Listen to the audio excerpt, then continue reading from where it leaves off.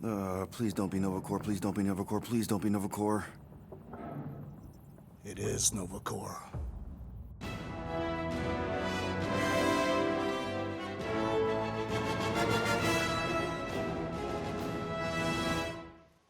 Hey there, fellow gamers, and welcome to the channel. There's probably no gamer out there that did not have a dose of skepticism aimed at the quality of Guardians of the Galaxy. I haven't even played that Avengers game, and I was highly skeptical of this game before release because of how bad Avengers turned out.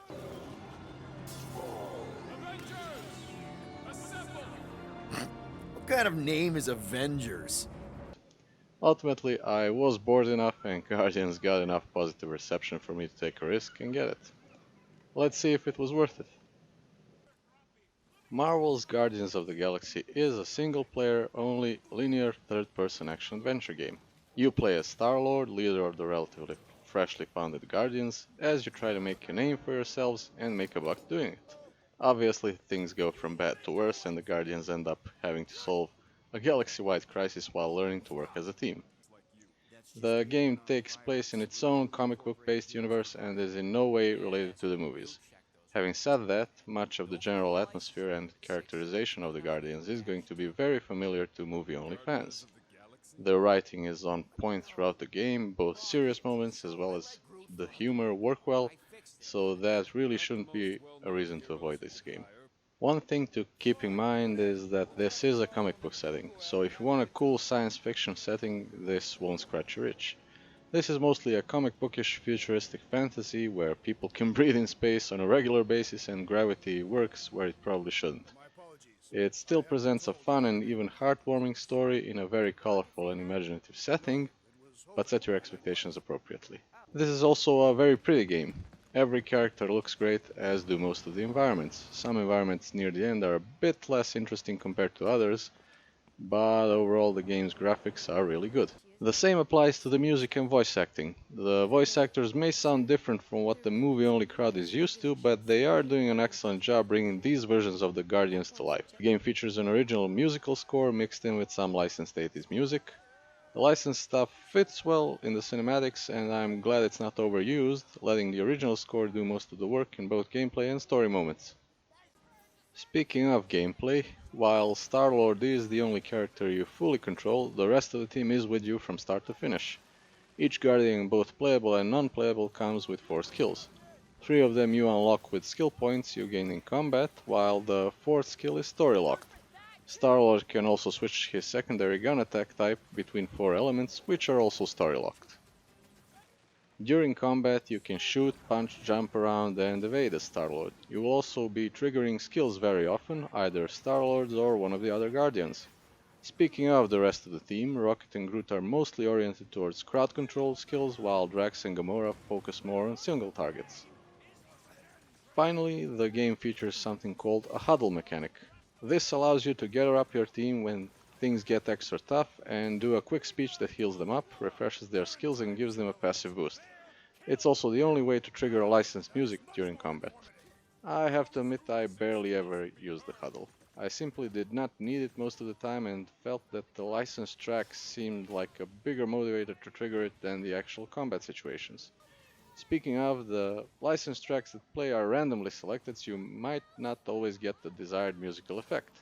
I mean, Don't Worry, Be Happy is a cool old song, but it's not exactly ideal as a backdrop for a tension-filled, fast-paced firefight. Putting the huddle aside, enemy variety is pretty good, and by the end you will be using most of the available skills and attack types to deal with different enemy compositions. Now, apart from the combat element, the game features some light exploration. If you decide to stray from the main path and explore, you will run into crafting components that allow you to unlock additional upgrades for Star-Lord, costume unlocks for various Guardians, and you might even run into items interesting to certain Guardians, which can trigger additional conversations aboard your ship, the Milano. These conversations don't affect the main story and are there to serve as additional character development and additions to the lore. There's also a bunch of things to scan with Star-Lord's detective mode visor, including enemies. You will even fly the Milano itself a few times during key moments. The game also features some light quick-time events, but these can luckily be disabled in the accessibility options if you hate them as much as I do. One final gameplay mechanic of note is narrative in nature. The Guardians hardly ever shut up. Most of the time you will be able to just listen to their banter, and more than enough times you can even join in and direct the conversation. These are of no consequence most of the time, but there are interactive conversations triggered during key story moments that do have an effect on certain parts of the story. Now, I'm not talking about some massive branching narrative here, mostly minor advantages or disadvantages, but they are still a nice touch and let you shape Star-Lord, the team, and the story in some small way. As an example, one chain of decisions can lead to a stealth section or an all-out shootout, but the story will get to the same destination either way. One playthrough can take up to 25 hours depending, as always, on your level of investment in the optional stuff. With the game covered, we've reached the part where I talk about the technical aspects of the PC version. Going through the menus, you will be very happy as a PC player. Graphical, audio, gameplay, and control options are extensive and include a solid array of accessibility options. This game actually comes with the most detailed difficulty options menu ever implemented. You have 4 preset difficulties and a bunch of items you can fine-tune, from whether or not the skill menu slows down or stops time, and how much, to Star-Lord's base damage, the quick time events, the huddle mechanic, and a lot more. The result can be your very own custom difficulty setting. I don't really expect this to become the industry standard, as I'm not sure how much it'll be used, but it's still nice to have it in. Unfortunately, this game also comes with more than enough bugs. The frequency and seriousness of the bugs will depend on individual rigs. While the game's performance is smooth most of the time, you will very likely encounter some visual and UI bugs from time to time, as well as some minor framerate drops or stutters during some cutscenes. You may also rarely run into some environmental collision and loading bugs, as well as at least one environmental trap not reacting as it should.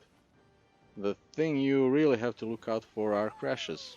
I personally ran into one progress blocking crash in early chapter 10, which occurred every single time at the exact same moment, preventing me from playing further.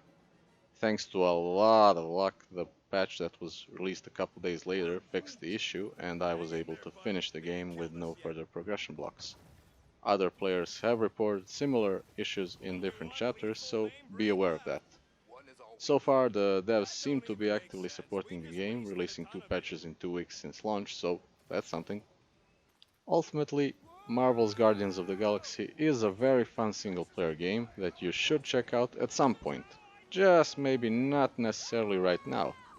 Give the devs at least a month or two to iron out the technical aspects and then consider giving it a go. It's a fun ride and we need more of its kind around. If you found this helpful, leave a like. If you didn't, well, leave the other thing. If you have some time, leave your thoughts in the comments, and I'll see you around.